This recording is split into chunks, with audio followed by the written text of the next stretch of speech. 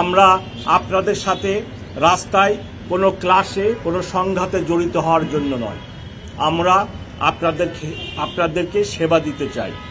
আপনারা যে কাজটি করতে চাচ্ছিলেন সেটি করলে সমাজে, ঢাকা শহরে, দেশে একটা অরাজকতাপূর্ণ পরিবেশের সৃষ্টি হবে। গণ অভ্যুত্থান হয়ে গেছে, সরকারের পরিবর্তন হয়েছে, এখন যদি এরূপ কার্যকলাপ করা হয় তাহলে একটি অস্থির সমাজ, অস্থিরতা দেখা দিবে। সেজন্যই আমরা সেটি রক্ষার জন্য আমার অফিসাররা নিয়োজিত ছিল। কিন্তু এরূপ ব্যবহার আমাদেরকে বড়ই মর্মাহত করেছে। আমরা এরূপ ব্যবহার কোনো শিক্ষিত বুঝবান মানুষের থেকে আশা করি না। আরেকটি বিষয়, গতকালকে রাত্রে আমার একজন অফিসারকে ককটেল মেরে যেভাবে আহত করা হয়েছে, আপনারা প্লিজ এই নিউজ প্রকাশ করেন। আমার নিরপরাধ অফিসার রাস্তা দিয়ে থানার সামনে ছিল, আপনি নিরপরাধ মানুষটিকে এইভাবে ককটেল মেরে আহত করলেন। এতে আমার অফিসারদের মনোভাব নষ্ট হয় এবং পরিণতিতে আমরা সবাই ক্ষতিগ্রস্ত হব। যদি আমার অফিসারদের মনোবল ঠিক না থাকে, আপনারা দেখছেন 5ই আগস্টের পরে আমি নিজে রাত্রে দেখেছি 80 বছরের বৃদ্ধ লোককেও বাঁশের লাঠি নিয়ে মহল্লার মধ্যে মহল্লা পাহারা দিতে হচ্ছে। আমার অফিসারদের মনোবল যদি ভেঙে যায় তাহলে আপনাদেরকে আবার এই নিজেদেরকে বাঁশের লাঠি নিয়ে বৃদ্ধ লোককেও রাস্তায় নেমে তার বাড়িঘর এর পাহারা দিতে হবে। সো যারা এই ধরনের দুর্বৃত্তায়নের কাজ করতেছেন, ককটেল মেরে আমার লোকের মনোবল ভাঙার জন্য চেষ্টা করতেছেন, প্লিজ তাদের কাছে আমার অনুরোধ, আপনারা এইরূপ কাজটি করবেন না। আসুন আমরা সবাই মিলে চেষ্টা করি নিরাপদ থাকার জন্য, ভালো থাকার জন্য।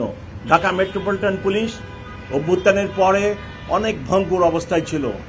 আমাদের অনেক চেষ্টায়, অনেক কষ্টের ফলে, আপনাদের সহযোগিতায় আজকে পুলিশ অফিসাররা মনোবল ফিরে পেয়েছে। আর এই মনোবলকে ভাঙার চেষ্টা প্লিজ করবেন না, এটাই আপনাদের প্রতি আমার অনুরোধ। আপনারা দয়া করে এই মেসেজটা যারা এই ধরনের কাজে লিপ্ত তাদেরকে দিয়ে দিবেন। আমাদের পিআরবিতে 3টা ক্ষেত্রে ফায়ার ওপেন করার কথা বলা হয়েছে। একটা হচ্ছে to establish right of private defence. Right of private ডিফেন্সের মধ্যে আছে মানুষের জীবন এবং জানমাল, সেটা নিজের এবং অপরের। 2 নম্বর ক্ষেত্র হচ্ছে সিআরপিসি 127 এবং 28-এ আনলফুল অ্যাসেম্বলিকে ডিসপার্স করার জন্য। 3 নম্বর ক্ষেত্র আছে কোনো যাবজ্জীবন প্রাপ্ত এবং মৃত্যুদণ্ড প্রাপ্ত কোনো আসামির এরেস্ট এক্সিকিউট করার জন্য। সে যদি এরেস্টকে অ্যাভয়েড করার জন্য পালিয়ে যেতে চায় তাহলে সেক্ষেত্রেও ফায়ার ওপেন করা যাবে। এই 3টা ক্ষেত্রে যেটা পিআরবি 153-তে স্পেসিফিক্যালি বলে দেওয়া আছে। এইটা হচ্ছে অবশ্যই লাস্ট রিসোর্ট। এর আগে আমার আনলফুল অ্যাসেম্বলি ডিসপার্স করার জন্য অনেকগুলো স্টেপ আছে। এই স্টেপগুলো ক্রমান্বয়ে অতিক্রম করার পরেই লাস্ট স্টেপ হচ্ছে আমার ফায়ার ওপেন করা।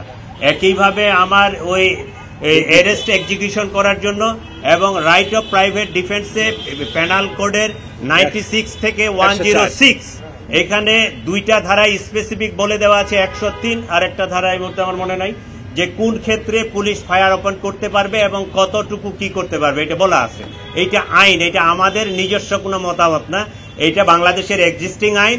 এই আইনটা আমরা আমাদের সহকর্মীদেরকে জাস্ট স্মরণ করিয়ে দিয়েছি, তারা যেন ভীত সন্ত্রস্ত না হয়ে পড়ে, তারা যেন মনোবল না হারায়। না, পুরনো রূপে ফিরে যাওয়ার কোনো সুযোগ নেই। আর একটা হলো যে আপনারা ওই যে যাদের কথা বলেন যদি রেসপন্ড না করে আমার যে ডিসি মিডিয়া, আপনারা ওনাকে ফোন দিবেন এবং আমি আসলে ব্যস্ত থাকি, ধরতেও পারি না। যাই হোক, যদি ওরকম করেও থাকে আই এম সরি। আপনারা ডিসি মিডিয়ার সাথে কথা বলবেন, ও আসলে সব রেসপন্ড করবে।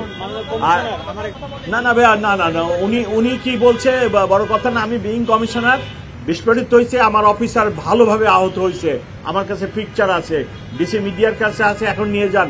আপনারা এই খবরটা প্রকাশ করে সাথে অনুরোধ করেন যারা এই ধরনের কাজ করে তাদেরকে নিবৃত্ত করেন যে ভাই তোমরা এই কাজগুলো করে না, জনগণের উপরেও করে না, পুলিশের উপরেও করে না।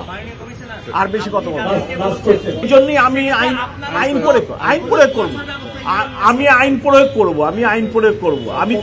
আমি তো দুর্বৃত্তদের জন্য আইন প্রয়োগ করব। আমি আমার ঢাকাবাসী শান্তিতে রাখতে হবে। ঢাকাবাসীর জান ও মালের হেফাজত করার গুরুত্বপূর্ণ দায়িত্ব ঢাকা মেট্রোপলিটন পুলিশের উপরে। আমরা আইন প্রয়োগ করব।